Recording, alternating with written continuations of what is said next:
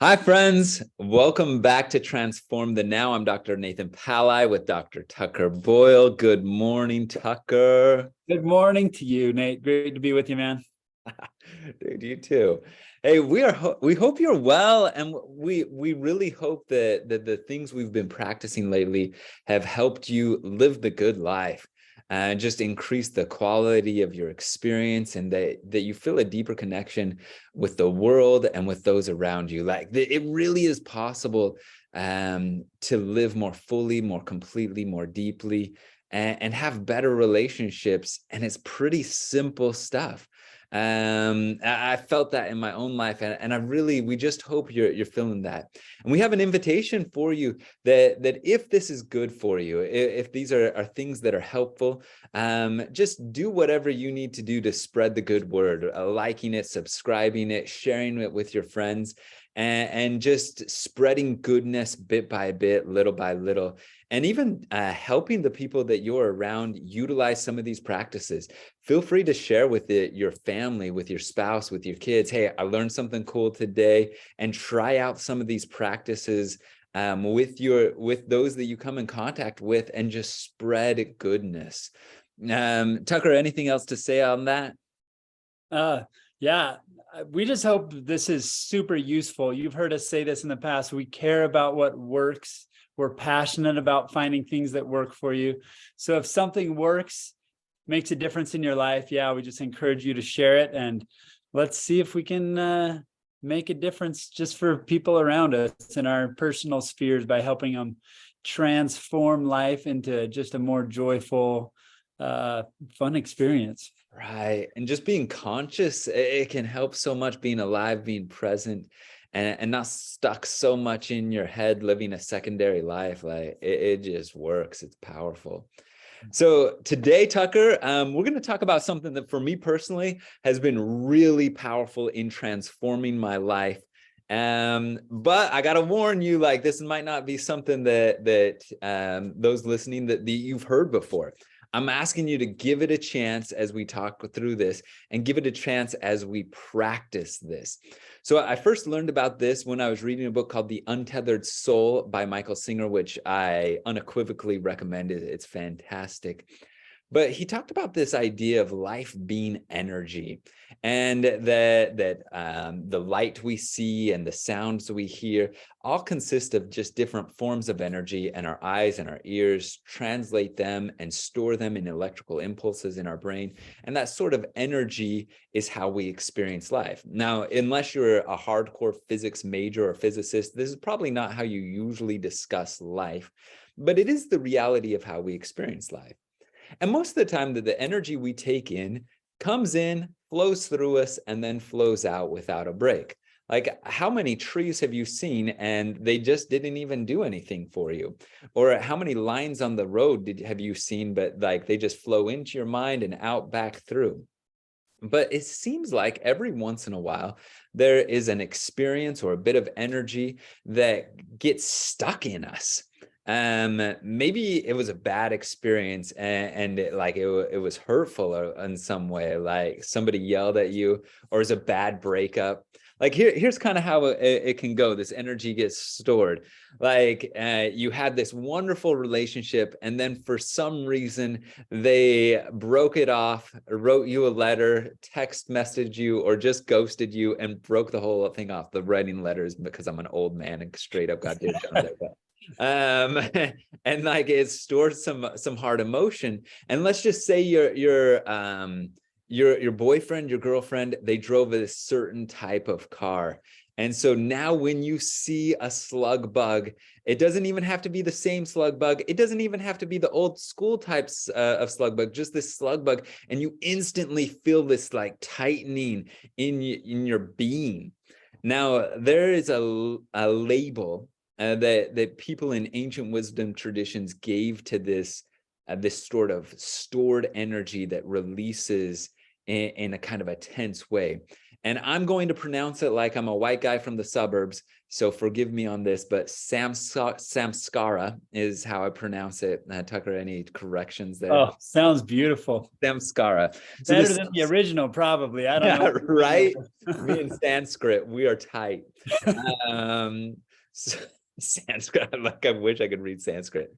I can't even read English. Anyways, so this stored energy packet, so many bits of energy come through us and flow through us, no problem.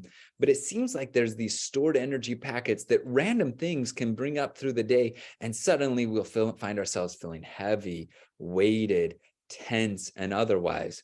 Now, Tucker, I know you felt these sort of things before and worked with it. So pick up our conversation from here. How would you describe it to help people get a better feel from what I'm saying and what this is and how it works? Oh, yeah. This concept has been really helpful to me. I didn't realize that it was a very common experience for me until somebody described it. And you just described it really well, Nate. But as I started becoming aware of my own samskaras, it's usually at the end of them, like when I caught myself, like, where's my mind been for the last 5 minutes or whatever? Oh, it's because I saw this person walking down the street and it reminded me of another person. And then my mind got pulled away into kind of this negative energy. And I was like unconscious, like totally unaware that my mind was not present for a while. And I started to catch myself on the back end of the samskaras, like realizing that, oh, what pulled my thoughts away? Where am I? And why am I not present? And that's where I started to become familiar with samskaras for myself. And after starting to see those and feel what it was like inside me, when I got pulled out of the present into that maybe absenteeism or unconscious thought, I started to feel them on the front end. Like I started to be able to recognize, hey, I'm being triggered to be pulled away because I just saw this thing or I had this experience come up from my past. And for me, this is a very experiential thing where I had to learn how they felt. And then starting to recognize my emotion, once those emotions started to come up and I could catch them early, I was able to start catching them before they took my thoughts away. And then I started to become able to process the samskara so that it didn't totally take me away. And it could be something that next time I saw a person that looked like that, or like you say, a car that looked like that, or next time I got pulled away into an old memory or wound, it didn't last so long and didn't have as much power over my mind as it used to. So, Nate, I would love to hear kind of for you, what's worked to process samskaras? Great. Yeah, let's talk about this because I think it happens to everybody. You just probably haven't had a conversation about it. And you'll notice it, like Tucker says, with a sinking feeling in your emotions, some darkness, maybe feelings of anxiety or turmoil come up. Or if you notice that your brain starts to try and deal with this situation by reliving it and try and find alternate ways that it could have happened or should have happened, you might even think about arguments you've had. And so like the way you're trying to process it, or sometimes you just shove it back down because you don't want to feel that. And you're like, get the heck out of here. And you're just like latched down on it, right? Absolutely. Great description there. I think our instincts are either fight or flight, right? Like you fight it, like you shove it back down, or you try to escape it by like listening to a song or something to get your mind off it. Or but definitely we have natural reactions to those. And so here's the thing with the fight or flight, like that's conditioned on a fear-based thing, which is great at keeping us safe from saber-toothed tigers and terrible from keeping us safe from some of these sinking emotional energies right there. You just can't run because it's stored within you to a certain degree here, right? And so trying to process it with your mind or clamping down on it, or even running away and distracting yourself with friends, social media, movies, or music or something like that does not work. And so what this requires is it requires some bravery on our end to face what that energy, because it's going to well up and it feels uncomfortable. And kind of like we talked about last week when we talked about like, I like weather. Like sometimes the things that make us feel uncomfortable, like a cold shower or snow or rain, or talking in front of people, like we avoid those things because we don't want to feel discomfort. So here's the action we need to take is to face this discomfort to a certain degree, but it's crazy because it's not as difficult as you're thinking it is. Here's how it works for me, and here's how it works for other people. If instead of trying to avoid it, talk through it, mess around with it or anything, you just observe it. We've talked frequently about observing your minds and observing your emotion, observing the sense of your body. If you observe what's happening, and then number two, you just relax.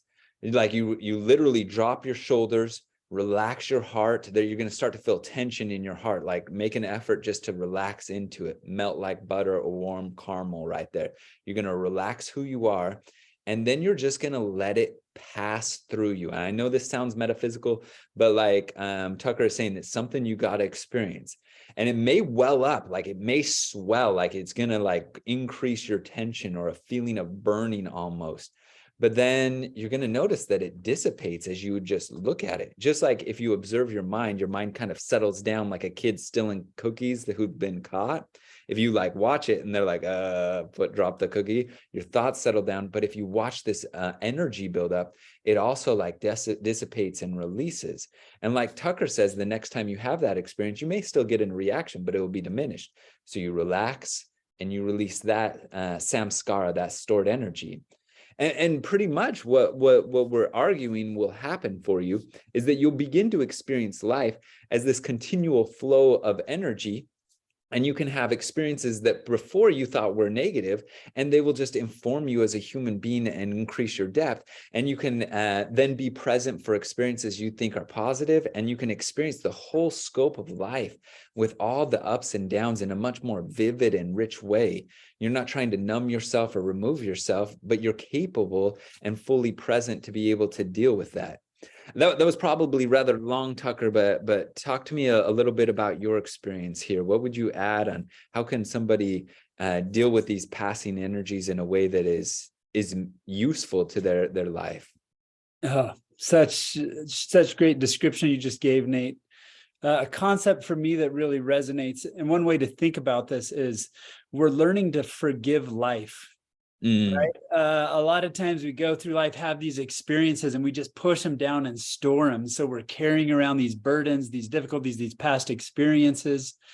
And I've even heard people say to me, like when I talk to them about this, they'll say, well, I don't know how to forgive this. I don't know how to let it go. And this is something that we learn experientially by trying it. It's really something hard to like give a step by step thing to kind of teach somebody to go through a mental process, because it's less a mental process and more an experiential process, a transformative process. Like it's a spiritual process where you're allowing something, you're facing it instead of fight or flight. We face, and then we relax into it, we release it, and we allow it to move through and past us. And it's so hard to describe, Nate. We find ourselves in this place often, right? When we're talking transformative experiences, they're transformative because they're not natural. And our natural instinct is to push down. And we're saying, let's go exactly the opposite way, face it with courage, and let it flow through you. And so, and as you do that, you're forgiving life, you're forgiving people, you're forgiving past experiences for being different than the way you wish they are. And as you experience that forgiveness, you find freedom on the other side of it. And so, as strange as this may sound, and as unfamiliar as it may sound, we just invite you to try this so that you can experience that freedom on the other side of forgiveness, that liberation on the other side of samskaras. So And a lot of this tension becomes because we feel like we have to control it for us to be safe. We have these expectations of how things should be. And when we're able to forgive life and allow it to be what it suddenly becomes naturally rich and more beautiful there. So let's go through a practice today. And Tucker, are you willing to lead us through this practice? Try it out. I'm willing to try, you bet. Yeah. Okay, so for today's practice, we'll do just a short meditation and just practice the process of processing a samskara, of forgiving life or forgiving a past experience and letting it flow through you. So let's start by, why don't you go ahead and find a position, maybe sitting up straight where you can be fully alert. And let's settle into a relaxed mental state. Let's take a few deep breaths to just kind of slow down and let go of everything else that might be distracting us. Deep breath in, and then release. Take another deep breath in and release. As you breathe in, notice the sensation of breathing, the breath coming into your body. Let that be the only thing that you're focusing on right now, and let everything else just take its place for later. One more deep breath in and release it. Now, let's turn our attention from the breath and the sensation of the breath to our inner space. Just take a look inside. We'll do a quick scan of our bodies. Just start at your feet and do a scan going up your legs. Look for any points of tension, anything that's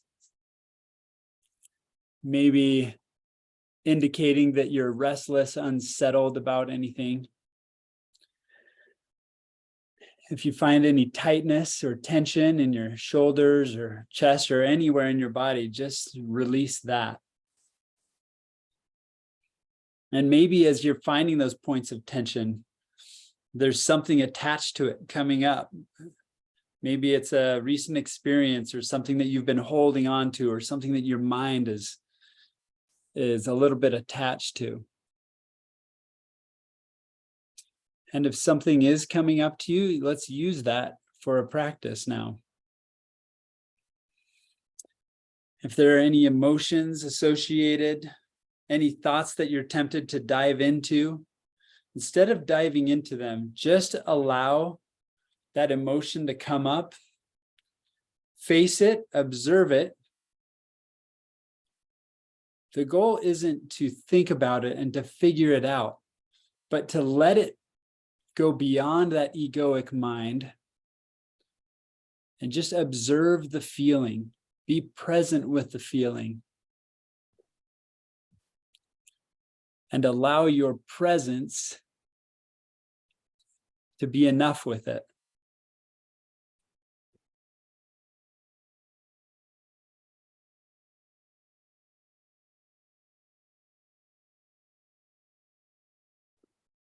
Go ahead and relax the area around your heart. And let anything that's coming up and wanting to grab your attention or grab your emotions flow through your heart and out.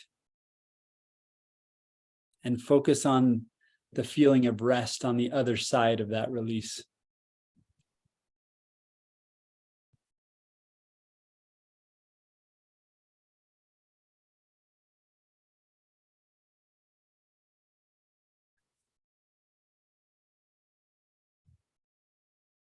If you'd like to prolong this, feel free to push pause and continue to allow anything that comes up to come up, and face it and sit with it, be present. And then let it flow through you and focus on the peace and rest on the other side of the release.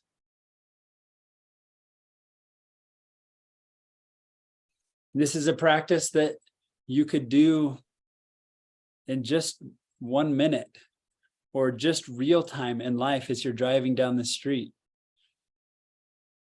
But practice feeling things come up, relaxing your heart, relaxing that area around your heart, and letting it flow through and out.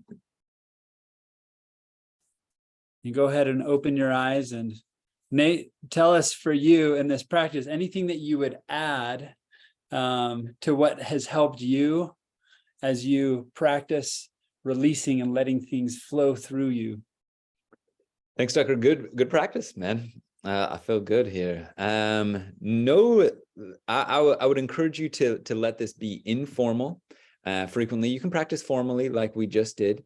But as you go throughout your day, things will naturally come up with the flow of life. The highest spiritual path is life itself. And you're not going to have to go looking for things. Things are just going to pop up. And so let them pop up naturally as they do. And then for me, having a couple mantras or phrases in my back pocket are really powerful. When these things come up, I say, number one, I got this. I can do this. It's a reminder that I can face this. And then my number two mantra is relax and release. And it really, every time something naturally comes up in the flow of life, I just say, I got this, relax and release. And I go for it. Sometimes it works better than others, but frequently with practice, like with any other thing, I've gotten a lot better at it. And life feels a lot better because of this one simple practice. It's allowed me to live life in the present instead of constantly live life in my mind, reliving things from the past or negative things, energies that I didn't like. And so for me, this has been a powerful transformative practice. And if it does feel a little out there for you, it's okay. It felt that way for us when we started this too. But again, try it and see if it works. You really have nothing to lose. It can be a really powerful thing in your life. Love that, Nate. I just had, I don't know if everybody in the world has heard this or not, but when I found this little, I guess it's a poem from Rumi. He's a Sufi mystic from many years ago. Have you ever heard The Guest House by Rumi, Nate? No. Oh, can I just share this as we finish up today?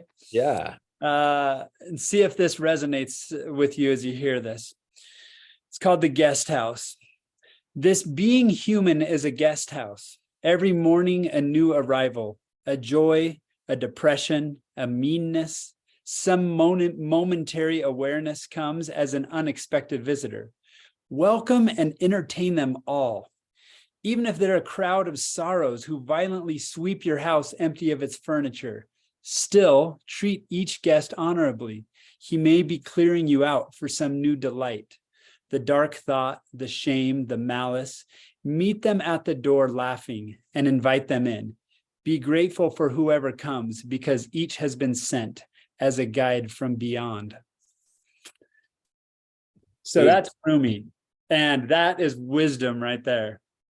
Like deep, deep wisdom that's been powerful for me as things do come up. Just greet life as guests, positive, negative, staying open to it, having the courage to face whatever it is. Because in my experience, like Rumi says, it may be clearing you out for some future delight. And what we hope everybody listening experiences is huge, transformative future delight as these things come up and pass through you. Well, I was just going to say that's been the case for me. Like I was so afraid to relax and release or to even face these things because I didn't want to feel those emotions and that fear and that anxiety and tension. But the crazy thing is, as I did relax it and I let these sorrows sweep through me, they just left after that. Like I didn't have to keep reliving it over and over and over again. I just had to allow it to flow through. And I really do think that's one of the powerful things about this is that it can sweep you free of some of these encrusted samskaras that keep wanting or cheering on misery there. So I'm a believer. I really am. Yeah, me too. I think there are things occupying our souls and we don't even realize they are. But as we release them, we'll find this new space and new expansiveness, new ability to be open to life and enjoy it at a higher level. So we hope this has been really helpful. Nate, anything to add as we wrap up? Nope. I would just say we love you. We're grateful that you're here and you're trying, and just practice. Like this, it's an adventure. So practice, and we will see you next time. Thanks all.